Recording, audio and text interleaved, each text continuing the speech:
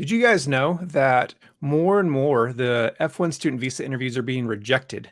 I know before the pandemic, it was about 25%. Currently now in the last year, it's been about, one third, about 33%. Now it's getting even more and more, closer to maybe 40% of denials for F1 student visas. So in this webinar, we're going to be doing a deep dive on F1 student visa interviews. We've got an awesome expert, Ben. And then at the very end, we're going to have live Q&A to answer your questions with a former ex-visa officer who served abroad in consulates and embassies. So welcome, my friends, to this webinar. We're going to be talking about, this is not visa struggles. This is F1 student visa interview. I'm sorry for the title there. But we're going to be talking about how to prepare for your F1 student visa interview. Welcome, everyone. I'm Rob with Chine Coaching. And at Chine Coaching, we're all about helping you succeed and thrive in your abroad journeys. One of those biggest things is getting your visa interviews. I know it's a lot of pressure, a lot of worry. And our awesome guest today is Ben. Ben, welcome back. We've done some great video collabs together. So please go ahead and introduce yourself. Great. Thanks, Rob. It's good to be back here talking to your audience. My name is Ben. I used to be a visa officer. I did that for many years with the U.S. government. I worked in Latin America. I worked in Asia, did over 60,000 visa interviews in total, and that includes everything. I would say probably 15 to 20,000 of those were student visas, but also tourist visas, immigration visas, everything that you can imagine. During the course of that, I saw that a lot of my colleagues, and probably me too, when I was still learning my job, refuse applicants unnecessarily because we just don't know enough, right?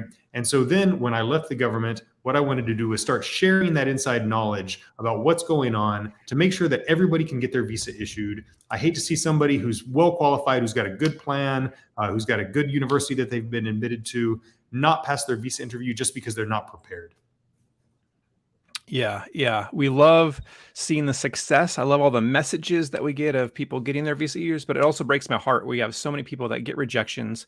Our goal of this session is to help you not get rejected, to get that approval and start your dream abroad, especially for study abroad. A lot of you guys are going to be preparing and doing those F1 visa interviews this summer.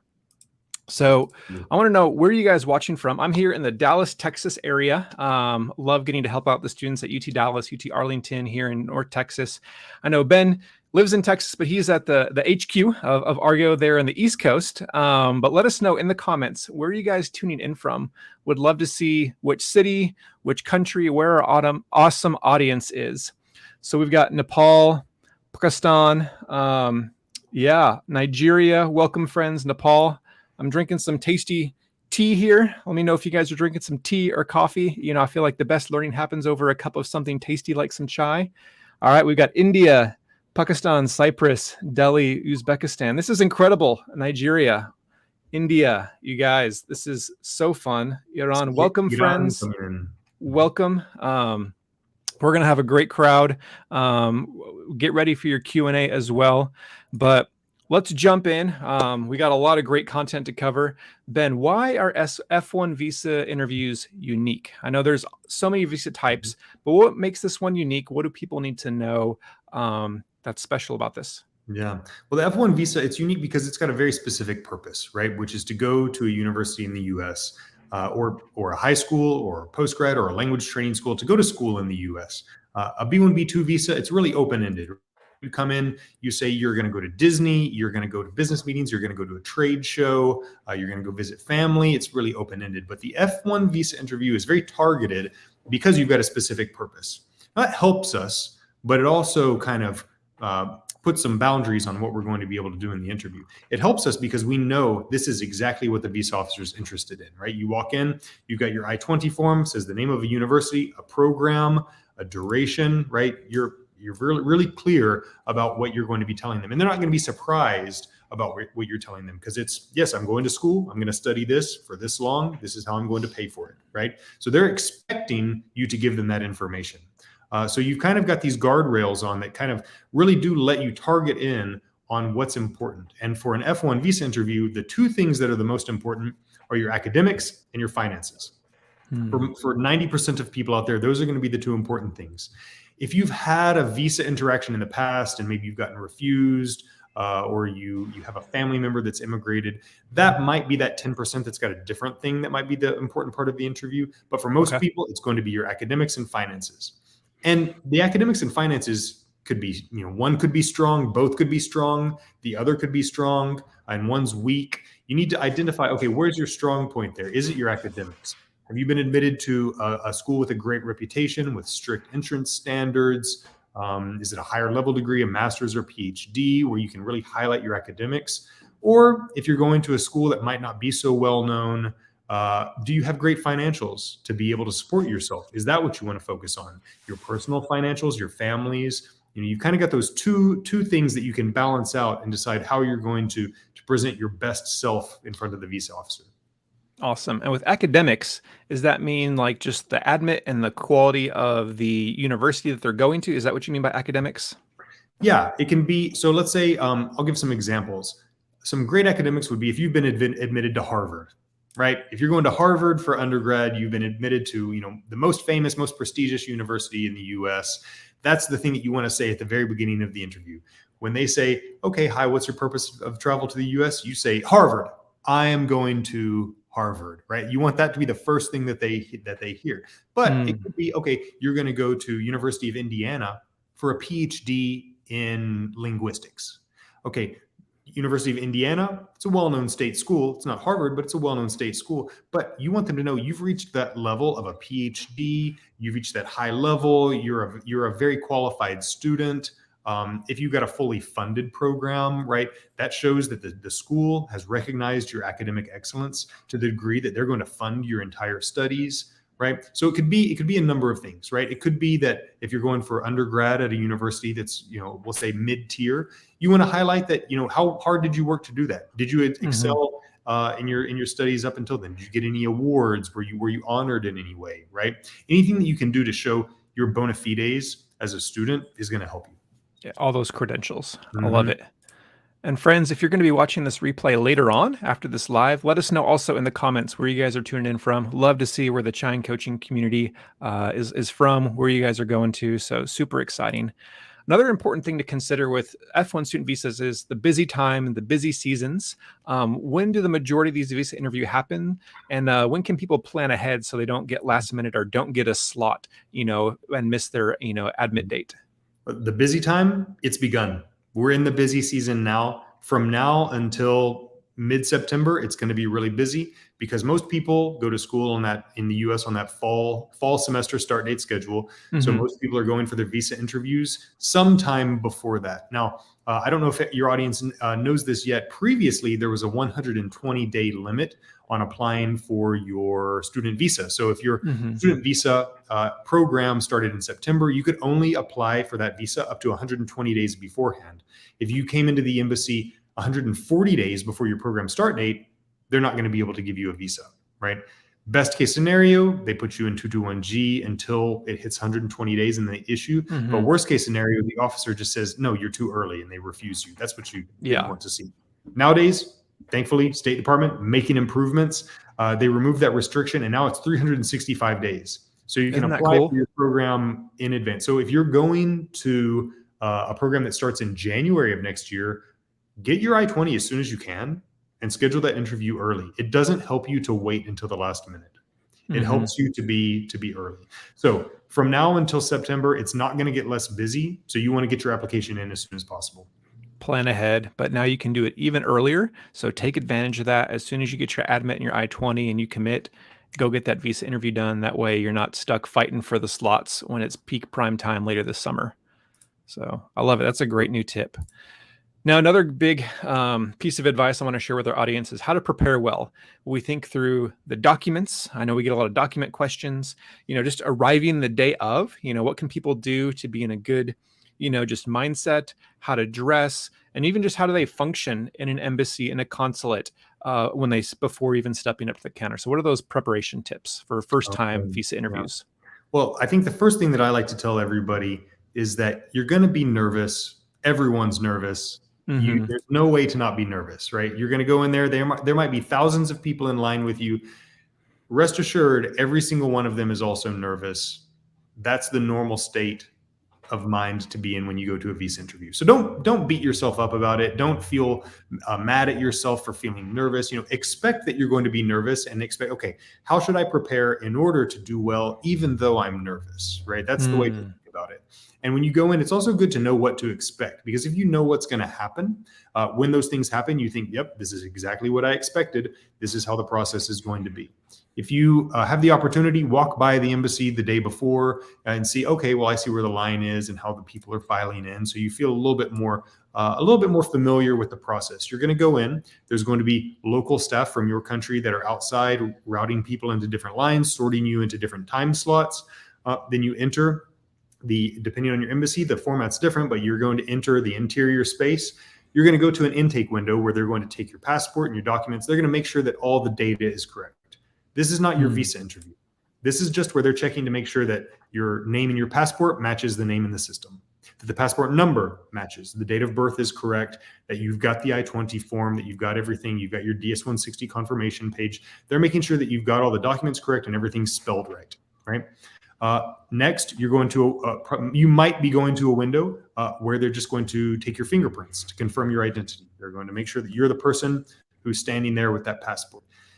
Sometimes that's combined into a single step at some embassies. So what you want to know is, where's that final window? See where people are having that final interaction and then they're leaving. That's the area where the actual visa interview happens, right? Those first two steps are just administrative. It's that final window where you're talking to that American visa officer, and that's where you're going to have the interview. So knowing a little bit about the process, I think, helps people relax, because it's not just a complete black hole with no information. That's what it's going to be like, and that's when you get your chance, right? A lot of people, and this is a tip that I see that people need, people think that you arrive at that window and then there might be some interactions and then the interview starts. No, that's not the way to think about it. The interview starts before you even walk up to the window. When the person in front of you walks away and the visa officer looks up and looks at you, that's the beginning of your interview, right? They're going to say, first impression. You to come up, right? Yeah, the first thing that they say, what's your purpose of travel to the US, right? Maybe they say it in English, maybe they say it in your local language, whatever that is. That's not just some bureaucratic question to get it out of the way before the interview starts. That's the interview, right? So many people say, oh, I thought that, I was going to get more opportunity to present my credentials. The opportunity is when they ask you that first question. That's when the interview has begun. Got it. Okay, friends, we have a chai question for our audience. I want to hear from you who are tuning in. Is what colleges did you get admits at? So let us know in the comments. I know you guys have applied to universities all across America, all across the world. Where did you get admits at? Let's see where people are going, considering, and tell us maybe which one you picked as well. Throw the degree program in there. But yeah, would love to see where you guys are headed on your journey. Maybe you guys will find some friends who are, going to be attending the same college, the same degree. So go ahead and start throwing in the comments here. All right, we got Auburn University, North Texas, University of Minnesota, Wichita State.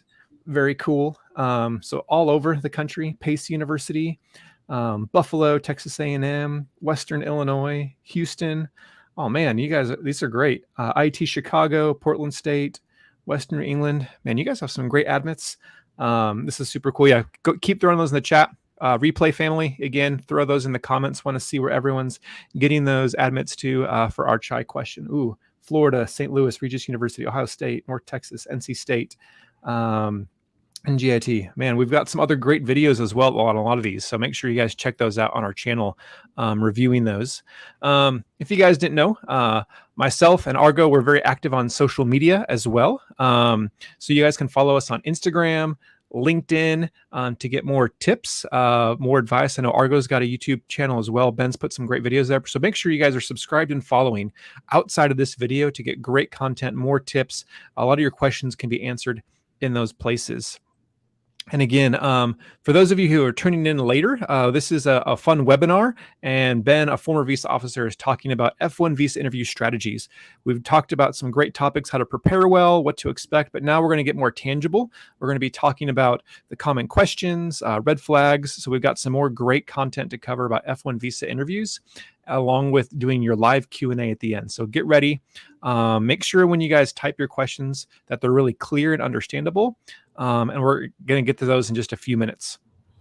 Okay. Here's the big one that a lot of people want to know, Ben, is what are the common F1 visa questions? All right. Yeah. I know everybody wants to know what are the common F1 visa questions, and I'll tell you some of them that you definitely can expect. But also, I want you to think about this a little bit differently. I don't want you to think, okay, what are the questions I'm going to be asked, and then prepare answers to those specific questions. Because in most cases, they're going to ask you a question that you didn't prepare for. Or they're going to ask you one question and it leads to more questions about the same thing, right? So if you just prepare memorized answers never really establish rapport. If you memorize answers, you're going to come off as robotic. What you should do is you should know in general, okay, what's my story? What's my plan? How do I tell that story? And then make sure that when you're answering that visa officer's questions, you're telling him that story so that he or she feels like they know you, feels like they understand what your plan is. Now, what are the questions they're definitely going to ask you? Where are you studying? What are you going to study? Right? These are obviously questions that they can find the answer to just by looking at your I-24. They can look down and they can see, okay, let's see, who do we have? Arizona State. Okay, I see that you're studying at Arizona State, and I see that you're going to study a PhD in Earth and Environmental Science, right? But why do they ask you that question anyway? Well, they have to start somewhere, right? What they want through this interview is just to get you talking so that they can understand who you are, what you plan to do, and they can decide, do I trust that you actually intend to do what you say you're going to do? So they ask that question. What you can use that for, you can use that opportunity not to just say Tulane, environmental science. No, use that opportunity to tell your story, to introduce yourself, right? To give a brief summary of your resume. Well, I'm going to Tulane to study environmental science because I already got my bachelor's degree in environmental science here in my home country. And I've worked for a few years, but now I want to take it to the next level. So I've been accepted into Tulane. I got a partial scholarship. So that's going to pay for half of it. And then my parents, because they've been very successful, I'm very fortunate my parents can cover the rest of the expenses. All of a sudden, you've given them a whole vision of a legitimate student in response to their question, rather than just saying Tulane, environmental science, and confirming what they already know. Definitely. And I love how you talked about, and interacting with you guys before with visa interviews. It's not a test, it's a conversation. It's not about spitting out the right fact or answer. It's about clear communication, and it's more about telling your story and telling a story that makes sense. And Absolutely. so obviously you can prepare for some of these common questions about funding, admit, future plans, things like that. But I think another tricky thing is, can you tell your story in a way that makes sense? The basic 3-part story is, where have you been? What are you doing now? And where are you going? And I think if you can, do that well, then the visa officer is going to, have a better understanding and feel good about your situation. So, Ben, one more thing before we get to the red flags I want to talk about is the home ties. Yep. Now, this is a tricky thing because F1 student visas are non-immigrant visas. You are not supposed to have the intent to immigrate to America. You have that visa and work period. So what do people need to know about the importance of home ties in the student visa interview? So the home ties, that's something that the visa officers are very intent on. It's in their regulations, it's in their training, that the visa applicant has to show ties to their home country. These ties can be anything. There's no limits on what they could be. They could be family, professional, financial, academic. They could be anything that convinces the visa officer that you're going to return to your country after staying in the U.S. as a student, as a J1 trainee, as a tourist, as any type of worker, any type of student, any type of visitor to the U.S. They want to see those ties that are going to bring you back abroad. Now, if they're talking to you about the ties, it might be too late in the interview. If you hear them say, "Oh, you lack ties to the U.S.," that means that they've already told you you're refused, and they're just trying to get you to move on. They're not going to ask you at the beginning of the interview, what are your ties to your home country, right? That's the implicit question underneath all of the other questions that they're asking, right? So if they're going to ask you, what are your plans for the future, right? That's an opportunity to demonstrate those ties. I know that so many people have the goal of going to the U.S. and studying, doing OPT, getting the work experience and the income from that, and then getting an H-1B after that, hopefully winning the lottery. That is a legitimate legal plan, but that's not really the best version of your plan to tell at your visa interview. A better version of the plan is talking about what you plan to do immediately on that F1 visa, right? As a student, you plan to study, okay, and then are you going to go to a PhD afterwards? If you're planning to do OPT, well, sure, it's a great opportunity, but I don't know, what companies I might be able to get an opportunity with. Focus on the opportunities that'll be back in your home country, because you're going to have a lot more of those opportunities too. Those are the ones to focus on, right? In the visa interview that might be 2-3 minutes long, you don't have the opportunity to tell the visa officer everything. So you have to choose what you want to tell them then. And that's the time when you have to condense it to talk about what are your opportunities back home. Getting this degree in electrical engineering is going to allow me to go back to India, and I'm going to be able to get a lot better jobs. There are multinational companies where the salaries are going to be 3-4 times higher if I have a degree from the US. These types of future plans that involve your home country are the best thing to focus on. Mm-hmm. We had one interesting question just pop up here about the home ties for student F1 and F2 spouse visas. Is there any documents that would be helpful for them to show in regards to proof of home ties? Is that something that visa officers consider? I'm glad that you brought up documents. Documents are always secondary, right? They're important to have. If you're going to say, I own this property, you need to have some documents that back that up. I have this much money in a bank account. You need the documents to back that up. But the visa officer is never just going to say, well, please hand me all your documents. I'll sit here and review them for 15 minutes and then make a decision. That's never going to happen. They're only going to review your documents if you've convinced them to be interested in them through what you tell them. You've got to tell the visa officer first the information that you've got in those documents. And then maybe the visa officer will want to review those documents and see, okay, I'm going to confirm if that's correct. Let me confirm that your parents actually own this business. Let me confirm that you did get this scholarship. Let me see that confirmation letter about that scholarship, right? But you're going to tell them first. So don't go into the visa interview thinking you can just come in, hand them the documents, and then they're going to come to the right conclusion flipping through all those documents. You've got to be ready to tell them. It's kind of like sales, right? If you walked into anywhere to buy something, let's say that you're going to go buy a new cell phone, and you walk into the shop and you say, I'd like to buy a new cell phone, and the salesperson just says, here's some documents you can read about the cell phones. It's not a very good salesperson, right? But if they say, here, let me show you this phone. Actually, this phone has this much memory and this type of camera and this ability, and it's got this controls, right? Then you might say, oh, well, let me see the specs on that. Let me see this. I'd like to see a little bit more. But first, that salesperson has to convince you with what they're telling you. In the same way, when you go into the visa interview, you're selling something, you're selling yourself, and you've got to do that in the same way. Definitely. I know home ties is one of the big red flags that visa officers are looking for, but any other red flags that people need to know about for especially the F1 visa interview? Yeah, these red flags. I like to call them hurdles too, because you've got highlights, which are the things that are helping you get your visa issued, your financials, your academics, whatever they may be, your professional background. But then there are these hurdles, these red flags, which are going to be things that at first glance are going to make the visa officer suspect that they shouldn't give you the visa. And what you need to do is know what these red flags are and know how to counter them when the visa officer brings them up, right? The most common red flag would be if you've been refused previously. If you've been refused before, that's the first piece of information that the visa officer will see, especially if you apply in the same location. So if you applied in Mumbai and you got refused, and then you apply in Mumbai again, when they scan your passport, the first thing that they see is you were refused before. Gotcha. If you apply in a different post, they won't see that immediately. They'll see it about 4 or 5 seconds later. It's still right at the very beginning of the interview. So they're going to see this and they're going to have a negative thought.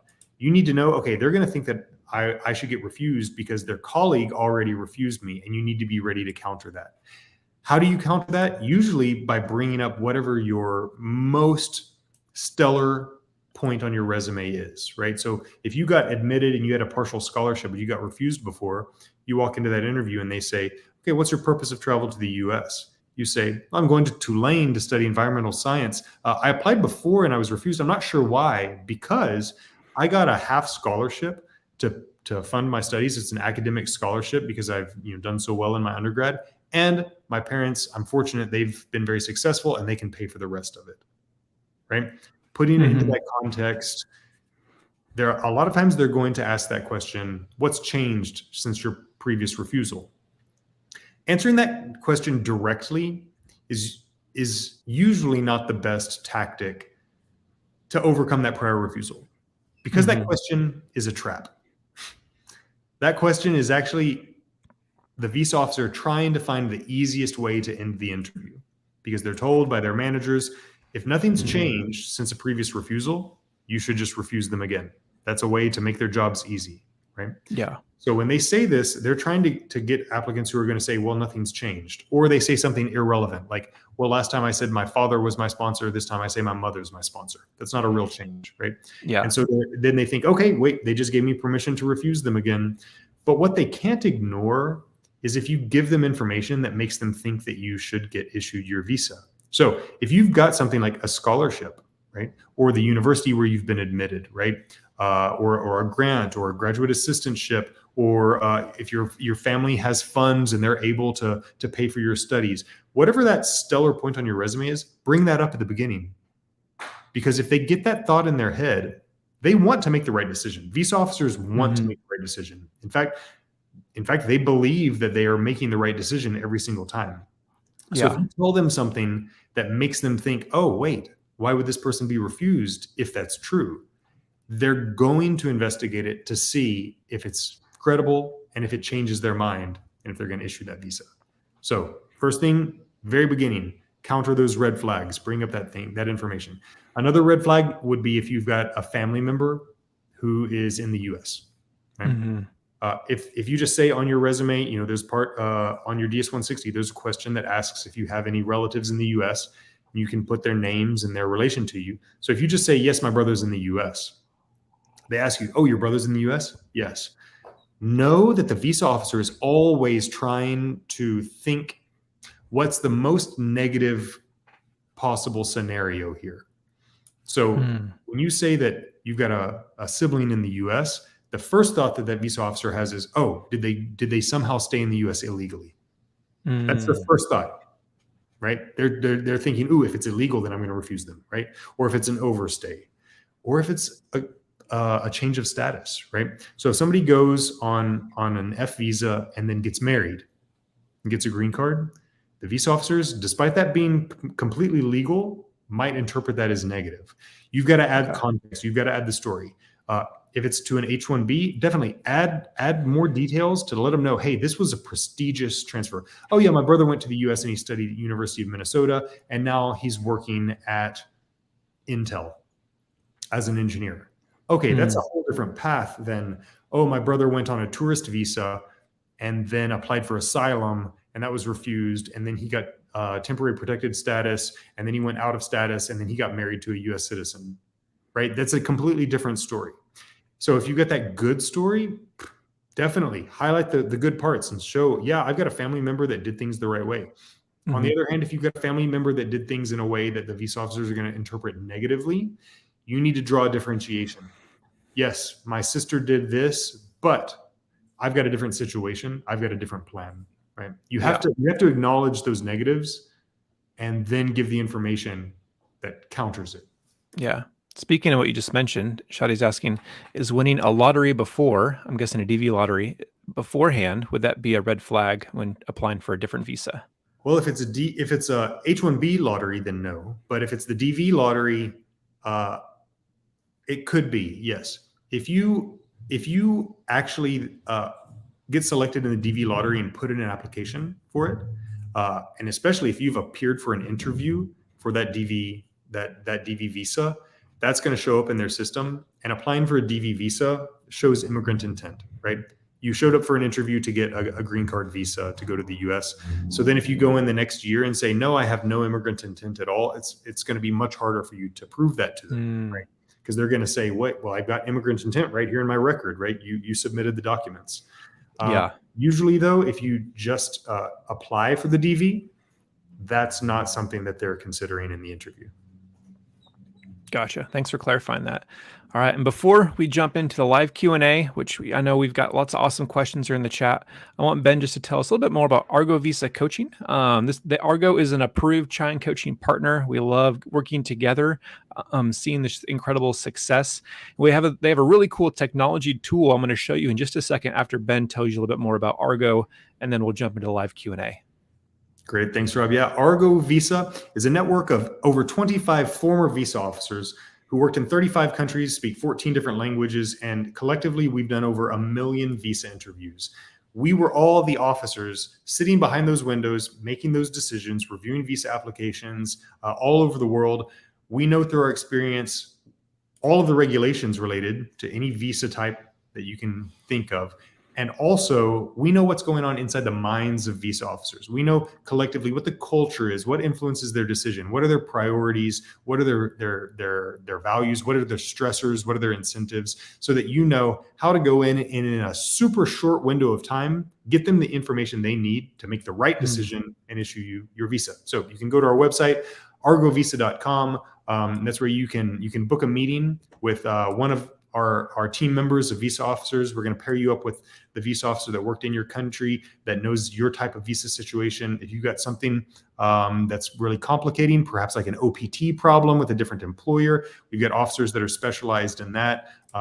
We're able to help a lot of our clients overcome super difficult situations, multiple prior refusals, and get back on their journey, get back into their studies in the US. Awesome. So yeah, let me remove this. All right, going to do some fancy technology stuff here. Okay. Argo's just recently started an awesome new virtual visa interview checkup bot, and it's really cool. I want to give a quick demo and show you guys how it works. So what's your full name? Let's do Bob Adams here. Email address, we'll do coaching@gmail.com. And what's really cool about this is it's going to give you a score and a ranking. Ben, do you want to tell us how this was created and kind of the purpose for it while I'm filling this out and showing people? Yep. So our team of former visa officers and I put this together using our knowledge of how we did visa interviews all over the world. So we've got all the different visa types in here, and then we added all the considerations, all the important factors that we take into account when we were making these decisions. We had to shorten it down because then it would have been a 30-minute quiz, right? So we shortened it down to the most important factors, which are going to be your nationality, where you're going to apply, if it's an F visa, the school you're applying to, your major, how you're going to pay for it. And then we weighted all of these, and we actually used some AI, and we've got some great engineers that helped us with this to fix a distribution for these results, where we're able to give our clients an idea of how well prepared they are to go into their visa interview, right? So hopefully with this, we're able to identify some things that maybe you're not too sure about, or maybe you don't know that it's going to affect your visa interview. And then when you go through our process, you're going to see, oh, actually, you know what? One of these answers that you gave us really, from our experience, we know that this causes a problem in a visa interview, and we'll highlight that. Yeah. So we've just real quick, it kind of asks about previous travel history. If you've done visas before, yes or no, occupation. So I'm just doing kind of your typical Indian student, because I know a lot of our friends are watching from India. Software developer, bachelor's degree. Yes, getting nervous. Let's say, yeah, we've got a relative, I've got that uncle and aunt in Gujarat or in New Jersey, which a lot of Indian friends do. Has anyone filed an immigrant petition for you? No. Did you just call New Jersey New Gujarat? Yeah, little Gujarat is New Jersey. So yeah, a lot of people have relatives in New Jersey, Bay Area. Those are some of the big hubs. But yeah, New Jersey is like Gujarat 2.0. Amazing food there if you go there, like Jersey City. So let's do a pretty common one. Let's say let's do University of Southern California, USC. That's a good one. Let's do master's degree. Let's do computer science. Did you receive scholarship? Yeah, let's do some scholarship. Good English. It's been less than 1 year since you know. We've been working maybe 2-3 years, some work experience. Total cost of your program. Let's see. This would be $100,000 right here, Ben, correct? Yeah, that's right. Let's see. What do you think is a good estimate? So that's about 20, maybe for 2 years of a computer science master's, maybe 120. 120. Okay, let's put that there. All right, let's submit. And then what is the primary source of funding? Let's say loans. That's pretty common. And then how much funding? What is typical here for banks with students, do you think? This is going to be, it's going to vary. You know, some people are going to have a whole lot of resources. Some people are going to have less. So show in your bank account belonging to your parents. Oh man, that's tough. Maybe 20,000. Okay, let's do that.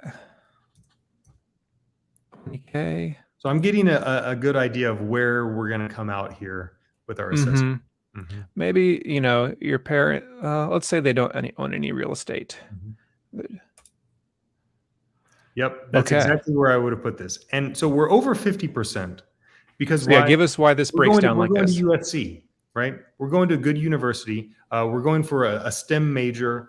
So these are pluses, right? We've got some good academics, but we're going on a loan, right? A loan tells a visa officer, okay, your family might not have the resources to pay for it on your own, so you had to go to a loan, which isn't as good as getting a scholarship or your family basically having, you know, an excess of funds and being able to pay for it.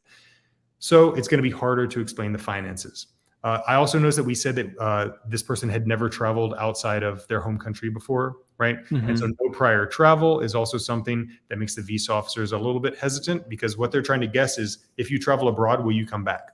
Right? And if you've never traveled abroad, they're just having to guess. So in this case, we're over 50%. You've got the good basis here for a good visa interview. You got those good academics, but we've also got some things that we know the visa officer is going to be concerned about. And if you don't prepare correctly for it at 60%, you know, you're almost rolling the dice and hoping that it's gonna come out right. Okay. This tool, you know, and I also want to add, Rob, that it's free. It's a free tool. You can go in there. And if anybody is wondering, you know, how this works on the back end, or if it's really doing something on the back end, if you did this, and we won't do this again right now because it takes a little bit of time, but if you do this again and you change those answers, you're going to get a different result. Yeah, it is custom. It's not just preset. Yeah. So I'm putting the link here in the chat. The link is also in the video description. You guys can go to the Argo website, go to the top here where it says Visa Checkup, plug in your scenario and see what answer you get, you know, and see, are you looking good? Do you have those red flags? Yeah, so it's a great just self-evaluation free tool that Argo's created to help you guys out. So check that out. We're going to do some live Q&A now. I'm really excited. We've got some time. Couple things. One is, don't keep repeating your same question over and over and over again. If you keep asking the question 100 times in the comments, we're going to skip it because that's annoying. Also, super chats are going to be prioritized. So if you do a super chat question, we'll try and prioritize as well. And the more clear and concise, you know, just don't make a statement saying, hey, this happened to me. You know, ask a specific question. The better questions you ask, the more likely I'm going to pull them up and answer them. So, okay. Ben, you ready for our fun Q&A? I love Q&A. This is okay. The most fun part. Okay, I'm going to scroll back here and let's get some good ones. Usman, can I apply for a third country I'm studying after 2 rejections last year? So third country, you know, application after some rejections. They're from Gambia, studying in China on full scholarship masters there. And now they've got a scholarship to study at OU, I'm guessing Oklahoma. So yeah, very unique situation. What are your thoughts on this one? Okay. So it's Ohio University. Yeah, there's a couple issues here. And I think the first one we want to deal with is the third country national. A third country national, that term in the visa world, it means that when you're applying for your visa outside of your home country. So as someone from the Gambia and you're applying in China, you're going to be considered a third country national. Usually the rule of thumb is that that's going to lower your chances to get your visa issued. It's because in China, they don't know anything about the Gambia. They don't know anything about where you might be in society, what situation you might have, what your prospects for work, or what your family's financial situation might be like in the Gambia. And so they're more likely to be not confident. And when they're not confident, their refusal rate goes up. So in general, in a situation like that, you do have less of a chance, and you're going to have a better chance in your home country. And in this case, I'm going to tell you why you're going to have a better chance in your home country. The officers in China, I'm going to say, because I also worked in China, the officers there usually, have some background in East Asia and China. They speak Chinese.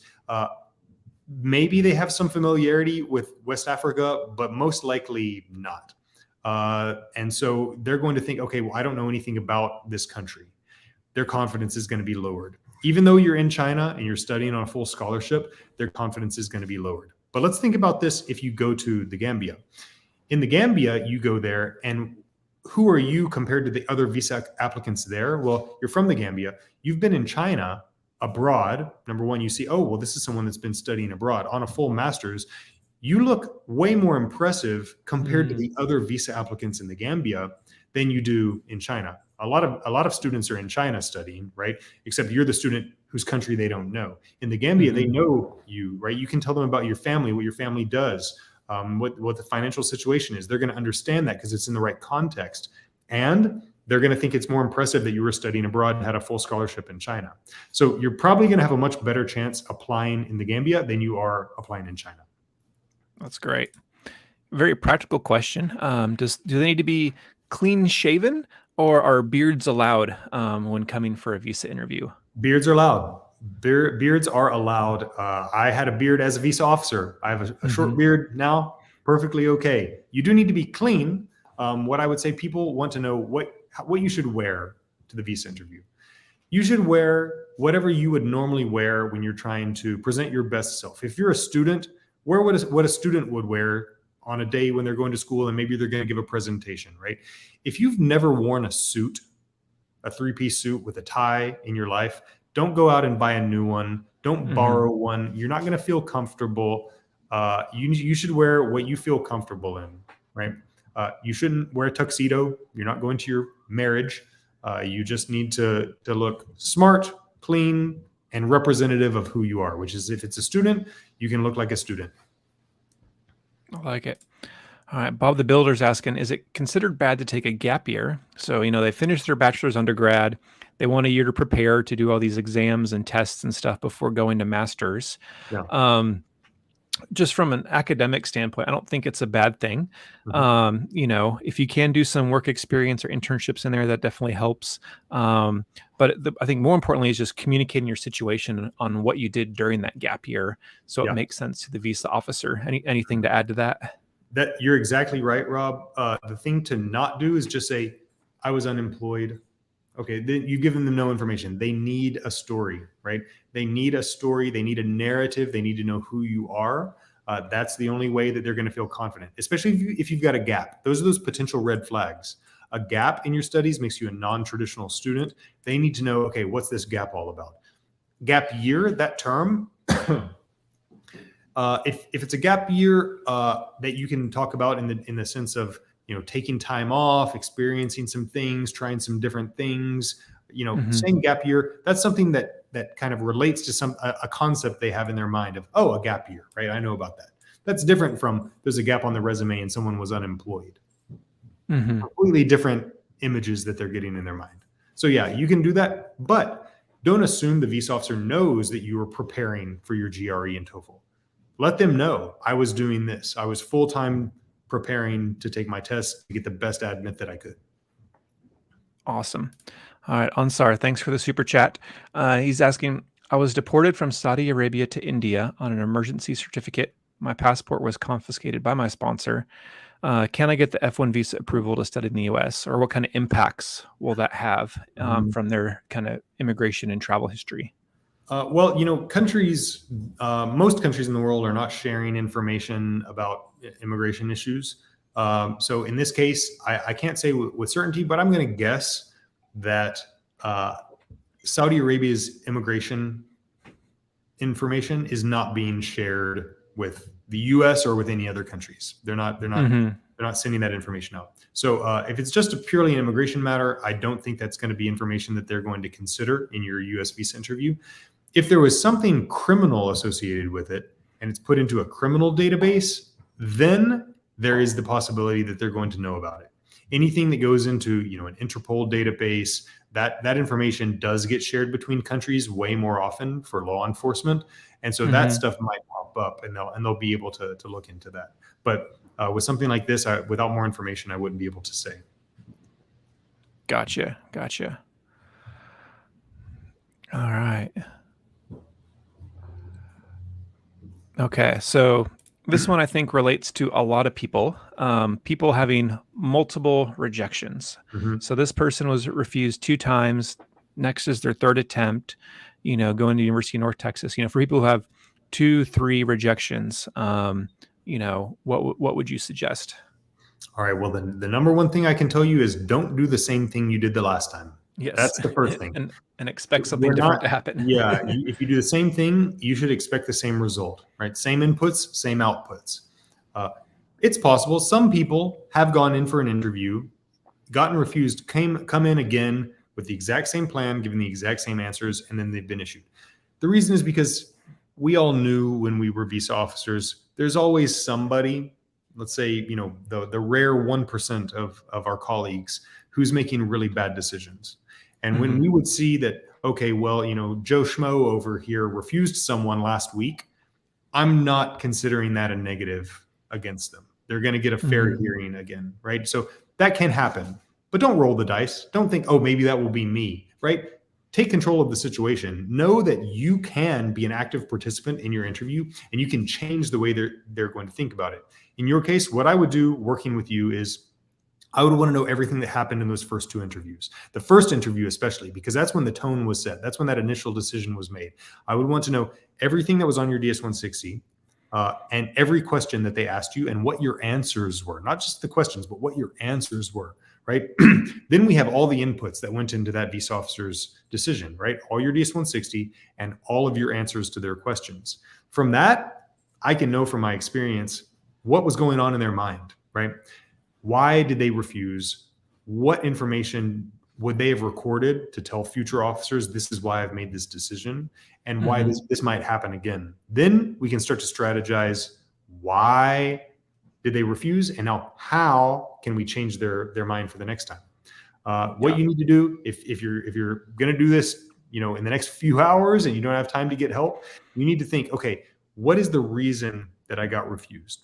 And it's not the reason that they gave you on that piece of paper, lack of ties. You're going to have to intuit it by thinking about what were they asking about? What were they concerned about?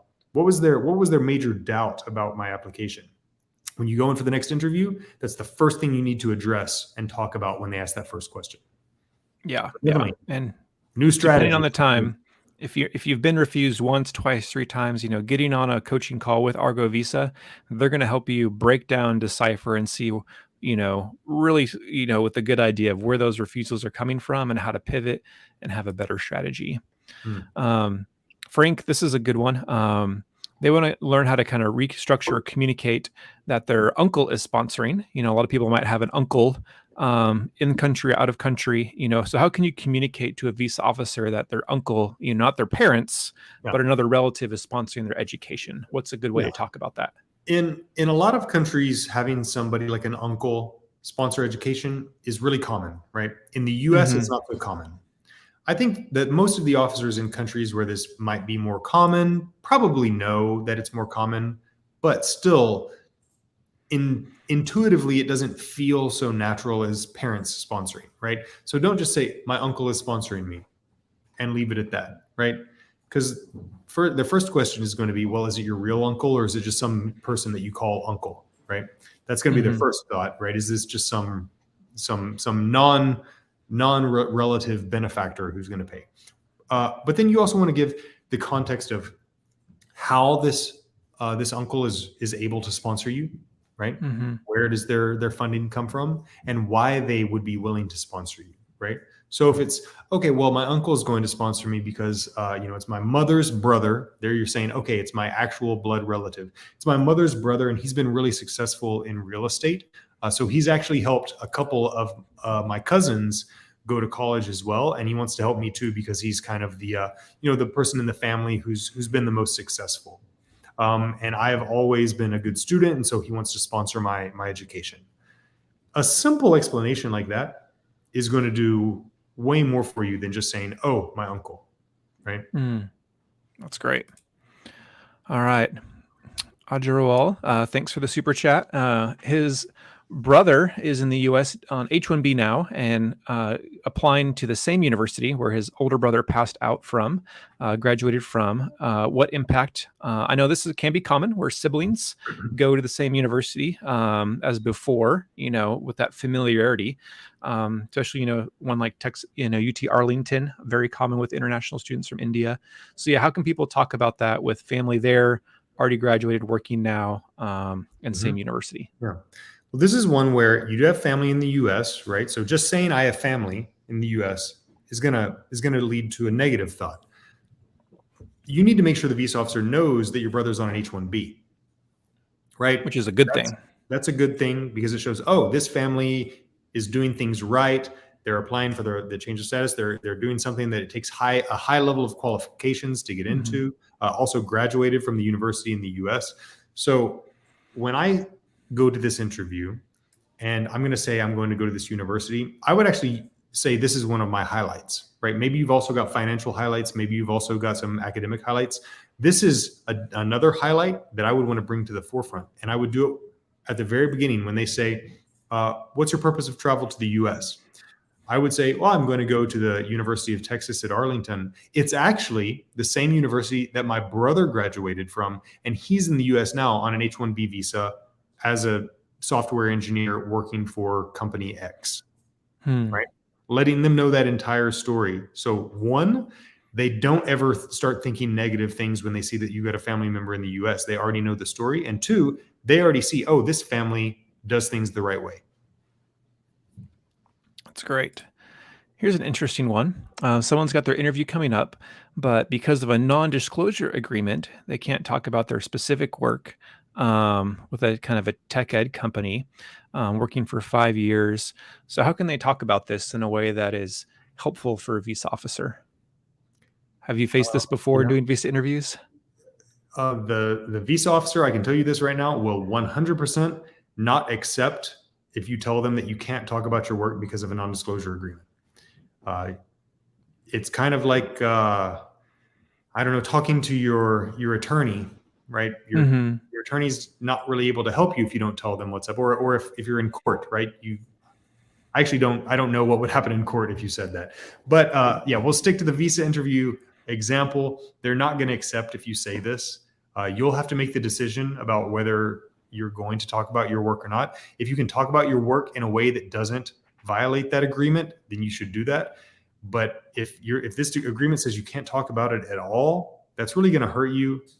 I'm not going to tell you to break this agreement, but you need to be able to talk about your work in the visa interview. Yeah, maybe talk to your company, the leadership, the legal team there, and see what they can approve you to talk about that can help you in this visa interview. I can 100% say if you go into the interview and say, I can't talk about my work because of a non-disclosure agreement, you're not going to get your visa issued. Yeah.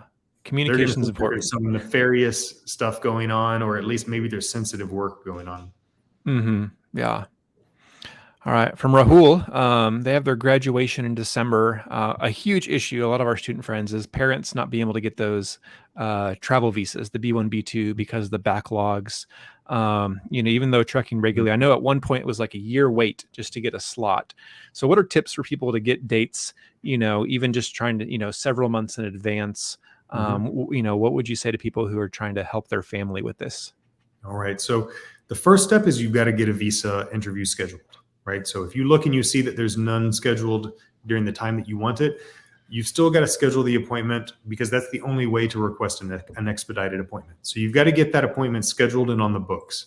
That first one, whenever it is. Exactly. Okay. And for your parents, if your parents have been world travelers, have been all around the world, then sure, let's say there's no appointments available in New Delhi. And so you're going to say, well, they can fly to Dubai and get an appointment. Okay, then that's going to work for them if they've already been all around the world traveling. if they've never traveled anywhere before, going as a third country national to another country where there are visa appointments available, it's not going to be the best idea, right? So you kind of have to, you're going to have to weigh those different situations. We can help you do that. You're going to have to find out, okay, is it a good idea to go to a third country, or do I need to try in my own country? Once you decide that, if that visa interview is too far in the future, you're going to have to request an expedite. The expedite is, you submit it. There's a limited number of words. You can't attach documents. It's in the appointment system. And really all they're looking for is what's the date of and the purpose of travel, and when's the date of your interview, to see if you can't arrive on time without the expedite. You can't write a lot. They're not really taking a lot of humanitarian concerns into account. If it's not, oh, there's a funeral that's happening, or there's this medical treatment that has to happen. Just, oh, I would really like to, oh, my parents would be so sad if they didn't get it. They're not taking that into account. It's just, I'm graduating from University of North Texas on May 5th. My parents don't have a visa interview until June 14th. Can you please give them an expedite so that they can attend my graduation? The shorter and sweeter, the more chances are of being approved. Because if it's too long and it's convoluted and you're not direct, they're just going to say, I don't know, refuse. Right? Yeah. Just be we have a direct. couple videos on the channel, on the YouTube channel as well, that talk about expedited or emergency visa slot booking. So check that out for more instructions and details. All right, from Arash. So going for PhD, had done bachelor's in polymer engineering and master's, and a lot of research and papers. So, I mean, sounds like a really good situation, but how can they continue to convince the visa officer for now going to this PhD abroad in America? Yeah. So if you got a PhD and you're going to be fully funded, most PhDs are fully funded. You've got a good chance of getting your visa issued. What you need to make sure is that the visa officer knows that it's fully funded. Saying that always helps. Not just, I'm going for my PhD, but I'm going for my fully funded PhD, right? It's just another, you're just gilding the lily when you do that. So saying that is key. In this particular situation, being from Iran and having a high level degree in a STEM field, there are a lot of regulations that are related to that. And we won't get into all those specifics. You can look them up and you can see, these regulations are public, and you can see what the visa regulations related to Iranians are. One of the officers that works with Argo, he was the Iranian visa expert in Turkey. And so he interviewed every single Iranian that came in through Turkey. He speaks Persian. He's our expert in-house on those regulations. And we've helped a lot of Iranians be able to get through their interviews, get their visas issued, but even better, get them issued more smoothly than otherwise, because there are a lot of pitfalls that can cause an Iranian visa application to take 6 months. Got it. Okay. Thanks again, Ansar.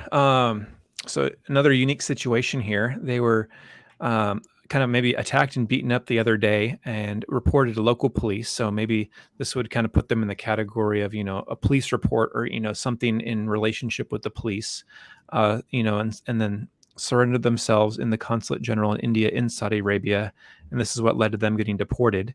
I think we had mentioned this before, but will this have an impact on their F1 visa interview? So the details here are still a little bit unclear. Perhaps, being reported to the local police, but then, you were deported, you surrendered yourself. It seems like a really complex situation.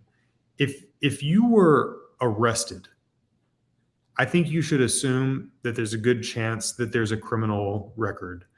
Even if charges are dropped later, that once that record starts, it stays there. So if you were arrested, if they took your fingerprints, then I think you should count on there being a criminal record in your background that could probably be seen by any immigration official for any country that's using computers for their immigration purposes. US, UK, Australia, anywhere.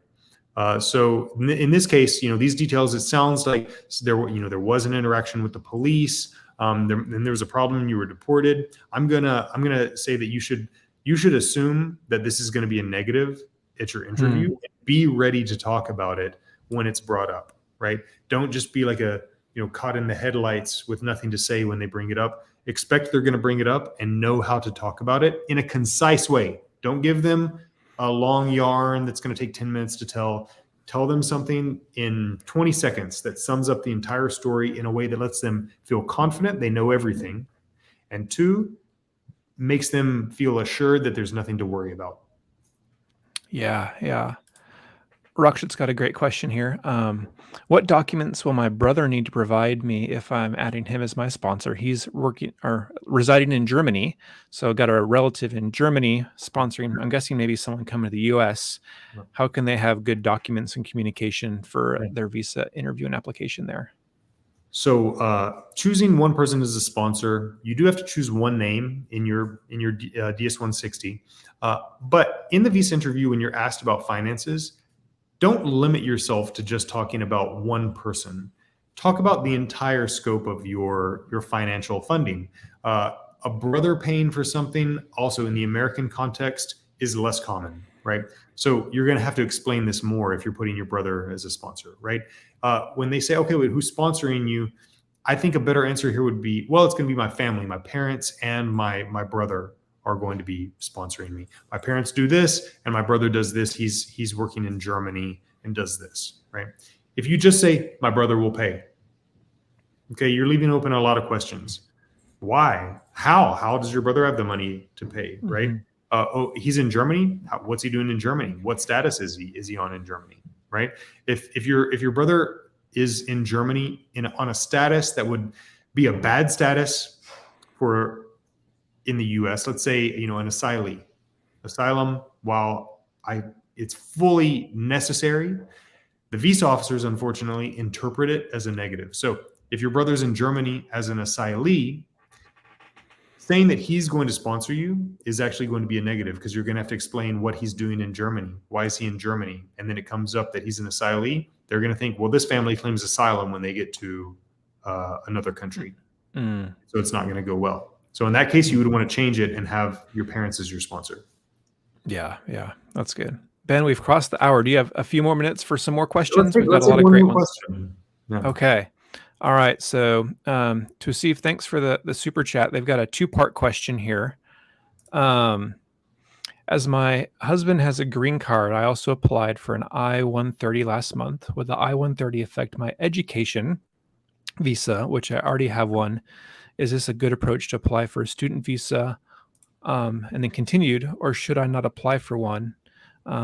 What are the chances of getting a student visa in this case? How should I show my husband or father the sponsor? Okay. Can we go back to the part 1 of that? So yeah, I can go back and forth. Yeah, read that again real quick. Okay. So this is somebody, and so everyone knows what the context is here on this. This is somebody who wants to apply for a student visa, but they've also got an immigrant petition in for a green card. So the conflict we have here is applying for a non-immigrant visa, but you've got immigrant intent because you're applying for that green card. In these cases, the visa officers technically are supposed to say, well, you have immigrant intent, and so you can't be eligible for an immigrant visa because I know you have immigrant intent. But in practice, they can think that you have dual intent, which is you intend to use that immigrant visa in the future when it becomes active and you're able to get it legally in due time. But they expect that you're going to use that non-immigrant visa, that student visa, in a legal, lawful way before that immigrant visa comes around. And so what you have to do is go in and know they're going to see that I-130 petition for an immigrant visa, and you're going to need to explain it. So I wouldn't even wait for them to find that and ask you about it. I would lead off with that and say, I'm applying for an F1 student visa, but I also want you to know I've got a green card petition because my husband is a citizen or an LPR in the US. I'm planning to use that when it becomes available. But until then, I'm going to abide by the regulations and just use my F visa as a non-immigrant visa. Okay. Right? There are going to be a lot more details in your case that are going to support this because we don't know what's the actual, the husband's status, but that's the general format that you're going to need to use. Yeah. I want to address this one really quick too, just because this is one I've seen a lot. Mhm. I've gotten this question a lot recently on messaging and stuff. And so I think this is kind of common for international students. Shub says, I've been rejected before for a B2, so kind of tourist business travel visa. But now they're trying to go for their international F1 visa to Arizona State, good university. What kind of impact is a previous tourist visa denial going to have on now going for a student Mhm. visa interview? All right, this is a good question. So what we have here is a prior refusal, but it was 4 years in the past. So that prior refusal is going to have an effect because when they open up your case, they're going to see, oh, you were refused twice. They're going to look and see what happened in that interview. What did that previous officer say about why he or she refused you? Now, though, we're 3 or 4 years in the future, so you've got the opportunity to present a different story, right? Mm-hmm. When the visa A officers lot has say, happened oh, between now and then. exactly. The visa officers will always say, "Oh, you need to wait longer." What they're meaning is maybe with time your situation will change and you'll have more credentials, right? More ties that will help me feel confident to issue you your visa. So you've got these refusals, but with this 4-year gap, you're going to get the opportunity to tell them some more information.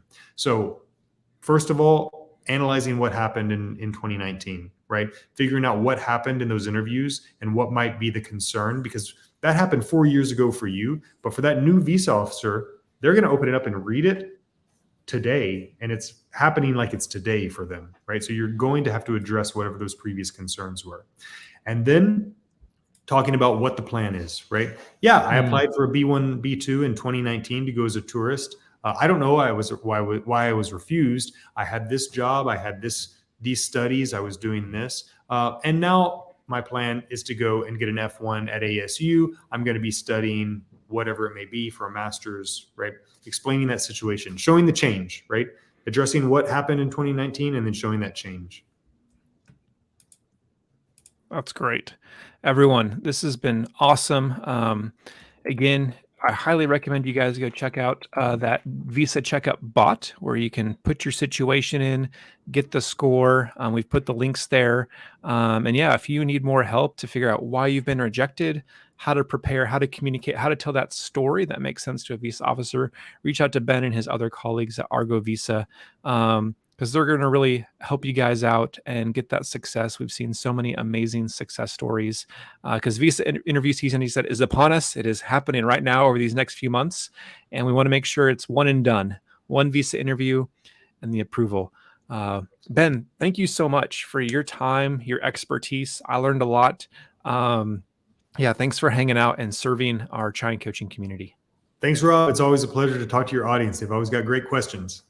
Yeah, and I know we couldn't get to all the questions, but we're going to definitely keep doing this again to help you guys out. Thanks for the questions. Thanks for hanging out.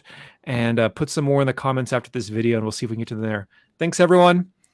Good luck. Let us know how those visa interviews go. Cheers, everybody. Cheers.